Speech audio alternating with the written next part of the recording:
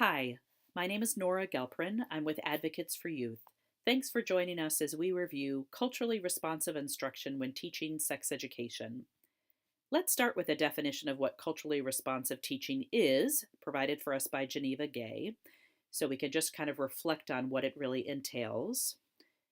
We also know that it allows us to be more effective because it makes our teaching more meaningful for our students, therefore, it's more interesting for them, and that it allows them to learn more easily and thoroughly.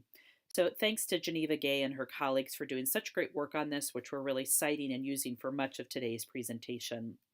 One of the other parts of culturally responsive teaching is that we know that it really requires the educator to be really aware and have reviewed their own values, beliefs, and attitudes, and how those really intersect with power and privilege. It's not something you can understand by watching a TED Talk or even just by completing these quick tutorial.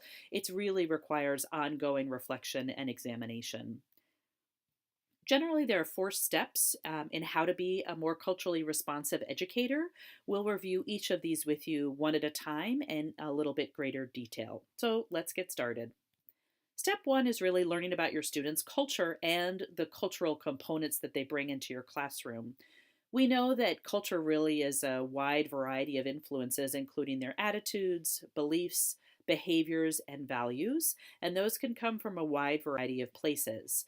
They can really impact on their relationships in their family, with their friends, with romantic partners, things related to how they express their identity, what they've learned about their gender and gender role expectations, and same with faith and faith tradition. So, lots of things impacting your students' culture and their understanding of their culture.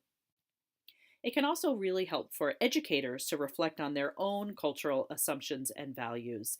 There's some really great self assessments that are easily available online that allow you to really reflect on what was your own cultural heritage, what were beliefs you were taught about health and well being, what's your knowledge about sexuality, where did that come from, and what were you taught about gender and gender roles. I'd really encourage you to check one of those out because it can lead to some really terrific reflection and deeper understanding of ourselves as educators and what we're bringing into the classroom.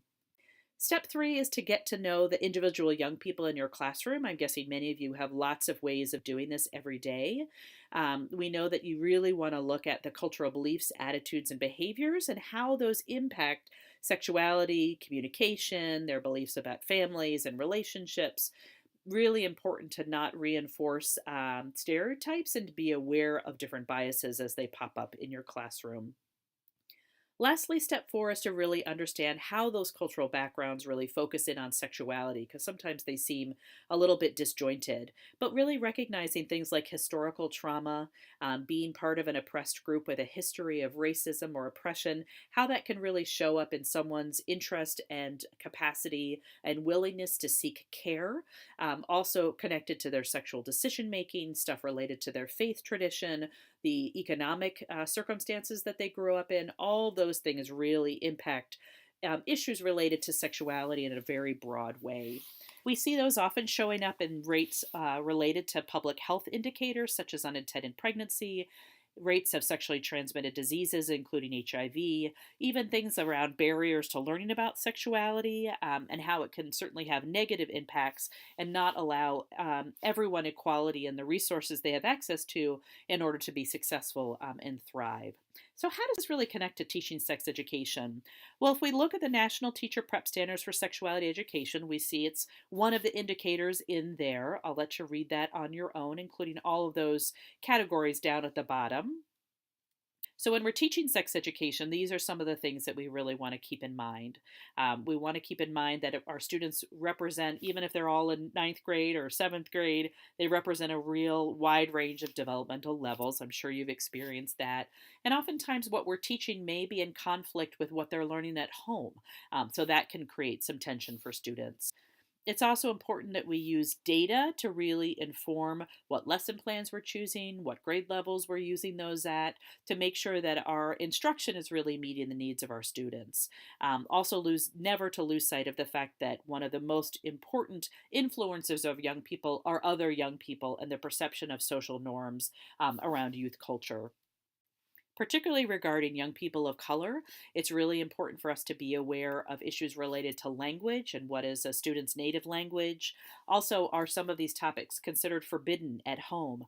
When we look at the visuals that we're using, some of the different things that are hanging in our room and the things we're using in our lesson plans, do those really represent a wide variety of young people in terms of skin tones, in terms of body shapes and sizes, in terms of differing abilities? Also related to students who identify as lesbian, gay, bisexual, transgender, queer, or questioning, and a whole range of identities. We really know it's important to foster that safe environment by making sure to intervene in any episode of harassment that we may witness or overhear.